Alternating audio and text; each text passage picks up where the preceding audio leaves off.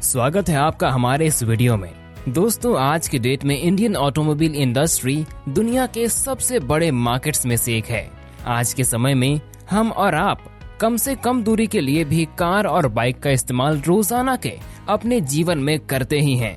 पर क्या आपको पता है कि आखिर इंडिया में बनने वाली पहली कार और पहली बाइक कौन सी थी, और आखिर कैसे इंडियन ऑटोमोबाइल इंडस्ट्री दुनिया की सबसे बड़ी ऑटोमोबाइल मार्केट में से एक है। आज के इस वीडियो में हम आपको इंडियन ऑटोमोबाइल इंडस्ट्री की हिस्ट्री के बारे में डिटेल्स में बताने वाले हैं। इसके अलावा हम आपको इससे जुड़े कुछ ऐसे चौंकाने वाले फैक्ट्स भी बताएंगे जिसके बारे में शायद ही आपको पता होगा। तो चलिए फिर बिना किसी देरी के वीडियो को शुरू करते हैं। Indian automobile industry before independence. दोस्तों, साल 1930 तक इंडिया में एक भी ऑटोमोबाइल मैन्युफैक्चरिंग फैसिलिटी नहीं हुआ करती थी और उस समय सभी गाड़ियों को डायरेक्ट दूसरी कंट्रीज से इंपोर्ट करके भारत लाया जाता था। इंडियन ऑटोमोबाइल इंडस्ट्री का सबसे ऐतिहासिक दशक या फिर कहें असल तौर में इंडियन ऑटोमोबाइल इंडस्ट्री के सबसे सुनहरे पल की शुरुआत साल 1940 के दशक से हुई थी, जब पहली बार भारत के अंदर गाड़ियों की मैन्युफैक्चरिंग को शुरू किया गया था। इन्हीं सालों के दौरान हिंदुस्तान मोटर्स और प्रीमियर जैसी कंपनियों ने दूसरे फर्म की मदद से गाड़ियों की मैन्युफैक्चरिंग को स्टार्ट किया था। भारत की अपनी खुद की पहली कार को 1940 के दशक में ही लॉन्च किया गया था और इसी दशक में महिंद्रा एंड महिंद्रा ने भी अपनी यूटिलिटी व्हीकल को प्रोड्यूस करना शुरू कर दिया था। Indian automobile industry after independence. India की पहली ऑटोमोबाइल इंडस्ट्री को साल 1949 में मुंबई के कुर्ला में स्टार्ट किया गया था। 1947 में भारत की आजादी के तुरंत बाद भारत सरकार ने इंडिया में ऑटोमोबाइल इंडस्ट्री को बढ़ावा देने के लिए भारत में ही एक ऑटोमोबाइल कंपोनेंट मैन्युफैक्चरिंग फैसिलिटी लगाने की शुरुआत कर दी थी, जिसके बाद साल 1960 से लेकर 1980 तक मतलब लगभग 30 साल तक पूरी इंडियन ऑटोमोबाइल इंडस्ट्री पर हिंदुस्तान मोटर्स का राज था। हिंदुस्तान मोटर्स भारत में शुरू होने वाली पहली ऑटोमोबाइल कंपनी थी और इसने इन 3 सालों के दौरान अपने एम्बेसडर मॉडल के चलते इंडियन ऑटोमोबाइल मार्केट के एक बड़े हिस्से पर अपना दबदबा बनाया हुआ था। Sudden growth of automobile industry after liberalization. 1950 से 1960 तक इंपोर्ट्स पर लगने वाले ट्रेड रिस्ट्रिक्शंस की वजह से इंडियन ऑटोमोटिव इंडस्ट्री ग्रोथ तो कर रही थी, पर यह ग्रोथ काफी स्लो हो रहा था और न ही इनकी डिमांड कुछ ज्यादा बढ़ रही थी। 1980 तक अकेले हिंदुस्तान मोटर्स और प्रीमियर भारत के पूरे ऑटोमोबाइल सेक्टर पर अपना दबदबा बनाए हुए थे, पर 80s में एंट्री हुई मारुति उद्योग लिमिटेड की और फिर लिबरलाइजेशन होने के तुरंत बाद वो कार मेकर्स जिन्हें पहले स्ट्रिक्ट रूल्स की वजह से भारत में इन्वेस्ट करना अलाउड नहीं था, उन्होंने अब इंडियन मार्केट में इन्वेस्ट करना चालू कर दिया था, जिससे अब भारत की ऑटोमोबाइल सेक्टर में भी कंपटीशन बढ़ने लगा था।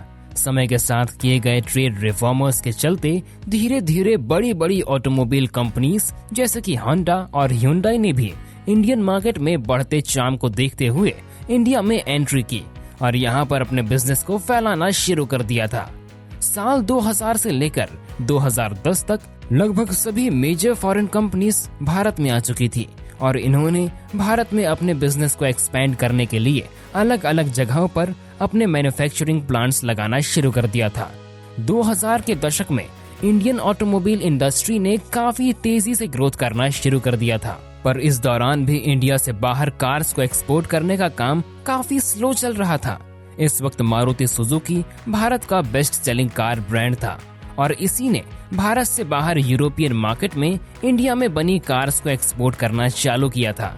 मारुति उद्योग लिमिटेड और जापानीज कार कंपनी सुजुकी का एक साथ मिलकर काम करना भारत में किसी फॉरेन कंपनी का किसी इंडियन कंपनी से पहला जॉइंट वेंचर था। Bharat stage emission norms. 2000 के दशक में ही भारत सरकार ने पहली बार कार से होने वाले पॉल्यूशन को कम करने के लिए मैंडेटरी एमिशन स्टैंड्स को इंट्रोड्यूस किया था, जिसे भारत स्टेज का नाम दिया गया था, जिसे शॉर्ट फॉर्म में BS कहते हैं। आपने अक्सर गाड़ियों के BS4, BS6 होने के बारे में सुना ही होगा। इनका ये फुल फॉर्म असल में भारत स्टेज 4 और भारत स्टेज 6 होता है। अलग अलग समय पर बनाए गए एमिशन नियमों के हिसाब से इन्हें अलग अलग नंबर्स के साथ डिजाइनेट किया जाता है। नए रूल्स के आने के बाद ज्यादातर बार एक से ज्यादा BS पुराने वाली गाड़ियों की बिक्री को बंद कर दिया जाता है, जिससे गाड़ियों से होने वाले पॉल्यूशन को जितना हो सके कंट्रोल में रखा जा सके। Main centres of automobile production in India. समय बीतने के साथ आज की डेट में लगभग हर बड़ा ऑटोमोटिव ब्रांड भारत में आ चुका है, जिससे भारत नेशनल और इंटरनेशनल मार्केट के लिए एक बड़ा कार मैन्युफैक्चरिंग सेंटर बन चुका है। भारत में 3 रीजन्स में व्हीकल मैन्युफैक्चरिंग का काम प्रमुख तौर पर किया जाता है, जिसमें साउथ, वेस्ट और नॉर्थ रीजन्स आते हैं। इसमें साउथ में सबसे ज्यादा कार्स को चेन्नई में मैन्युफैक्चर किया जाता है। चेन्नई के बाद मुंबई, पुणे और फिर NCR रीजन भारत में कार्स की मैन्युफैक्चरिंग में सबसे आगे है। 2010 में इंडिया दुनिया का तीसरा सबसे बड़ा पैसेंजर कार एक्सपोर्टर बनकर उभरा था। उस वक्त पहले नंबर पर जापान और दूसरे नंबर पर साउथ कोरिया दुनिया के सबसे बड़े पैसेंजर कार एक्सपोर्टर्स थे। Start of Indian 2 wheelers automobile industry. Currently bikes, scooters या फिर कहें 2 व्हीलर्स की इंडिया के ऑटोमोटिव प्रोडक्शन में लगभग 80% की हिस्सेदारी है।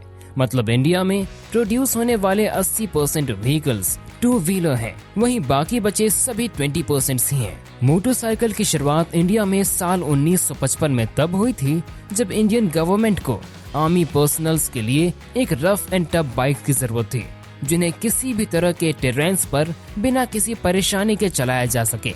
और तब British motorcycle company royal Enfield ने इंडिया में अपनी बुलेट 350 के पहले बैच की प्रोडक्शन चेन्नई में शुरू कर दी थी, जिसे उस वक्त केवल इंडियन आर्मी के द्वारा ही इस्तेमाल किया जा सकता था। आज के समय में बजाज, हीरो, होंडा और TVS भारत की कुछ प्रमुख 2 व्हीलर्स कंपनीज हैं। तो दोस्तों, ये थे इंडियन ऑटोमोटिव इंडस्ट्री से रिलेटेड कुछ ऐसे फैक्ट्स और बातें जिनके बारे में हर एक भारतीय ऑटोमोटिव इंथुसियास्ट को पता होना ही चाहिए।